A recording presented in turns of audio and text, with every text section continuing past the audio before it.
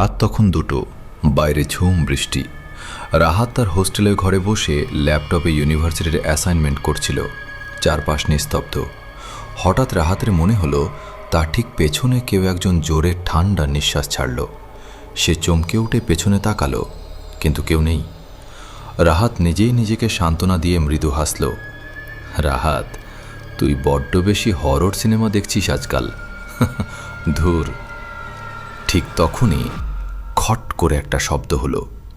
ঘরের কোনায় রাখা আলমারির দরজাটা নিজে নিজে যে খুলে গেল, আর সেই অন্ধকারের ভেতর থেকে দুটো জলজলে লাল চোখ রাহাতের দিকে তাকিয়ে আছে। রাহাতের গায়ের রক্ত হিম হয়ে গেল। কে কে ওখানে? রসিকতা বন্ধ করো। কোনো উত্তর নেই। হঠাৎ সেই অন্ধকার থেকে একটা নারী কণ্ঠের খিলখিল করে হাসির শব্দ ভেসে এলো।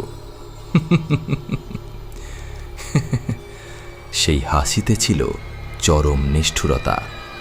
হাসিটা থামতেই আলমারি থেকে বেরিয়ে এলো একটা কুচকুচে কালো ছায়া শরীর। তার হাত পাগুলো অস্বাভাবিক লম্বা আর উল্টো দিকে বাঁকানো। তার মুখমণ্ডল বলতে কিচ্ছু নেই, শুধু একটা বিভৎস গর্ত। রাহাত পেছাতে পেছাতে দেয়ালে পিঠ ঠেকে গেল। ঘরটা বরফের মতো ঠান্ডা হয়ে গেছে। ছায়াটা রাহাতের ঠিক 1 ইঞ্চি সামনে এসে থামল। তার কানের কাছে মুখ এনে ফিসফিসিয়ে বলল, তুমি কি ভেবেছিলে এই ঘরে তুমি একাই থাকো? কথাটা বলেই ছায়াটা ধারালো নখওয়ালা হাত দিয়ে রাহাতের গলা চেপে ধরল।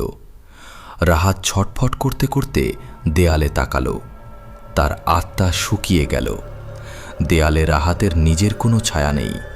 তার নিজের ছায়াটাই এখন তার গলা টিপে ধরে আছে। সে চোখ বন্ধ করে নিল।